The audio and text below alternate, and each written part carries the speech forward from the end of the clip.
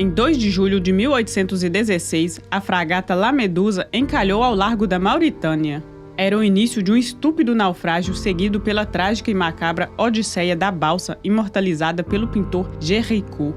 Em junho de 1816, um grupo de 4 navios foi enviado ao Senegal para retomar a posse dos postos comerciais que a França tinha antes das guerras da Revolução e do Império.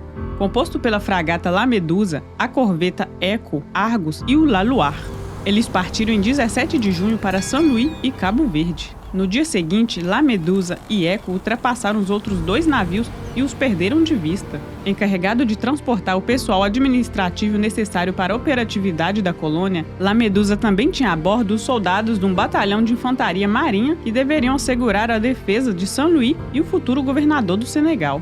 O capitão da fragata, Geoffroy de Chaumareix, não tinha estado no comando no mar durante 25 anos. Muito orgulhoso, ele tratava a todos com desdém e nunca confiava neles. Depois de uma escala em Tenerife, eles se aproximaram da costa africana.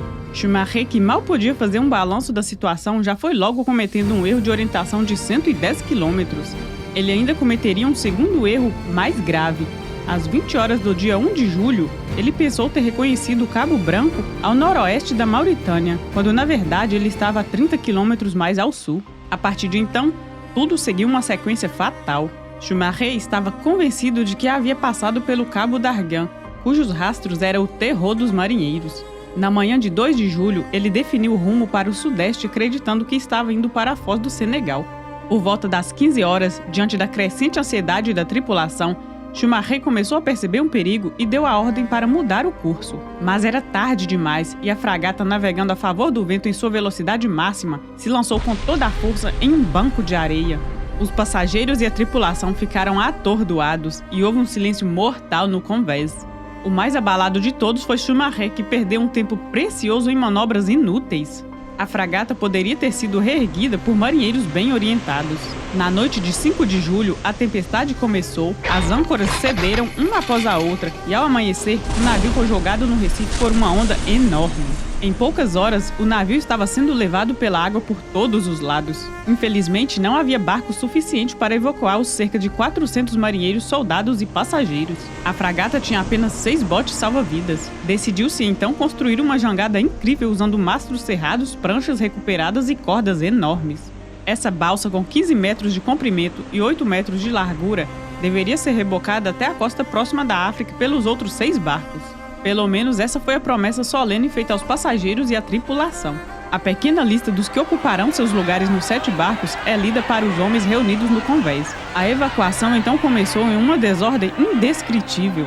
Os 6 barcos que levavam as pessoas importantes estavam levemente carregados, enquanto a jangada levava 151 pessoas.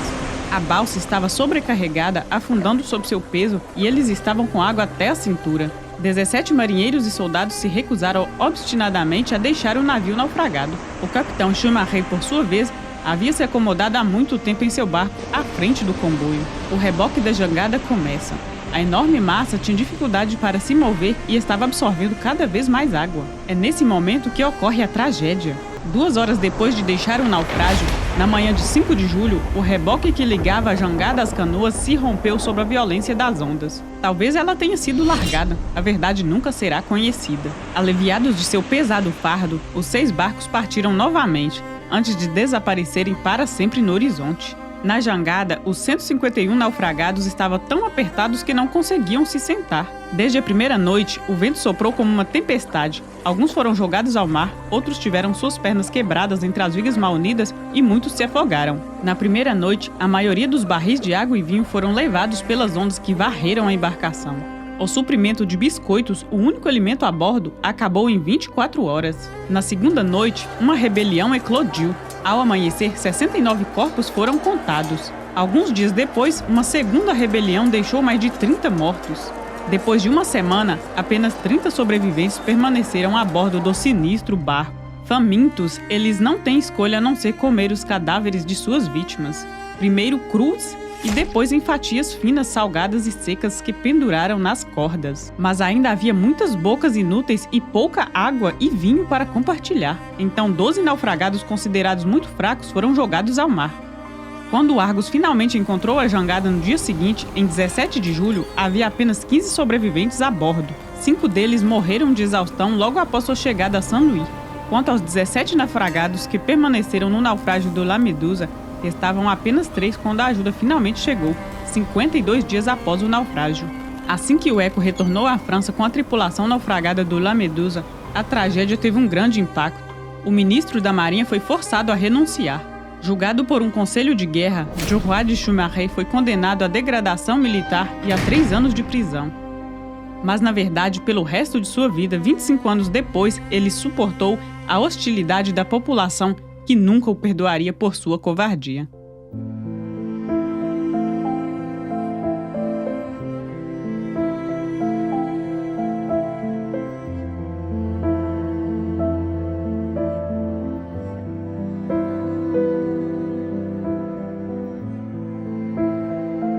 Por hoje é tudo, obrigado por assistir este vídeo e até a próxima!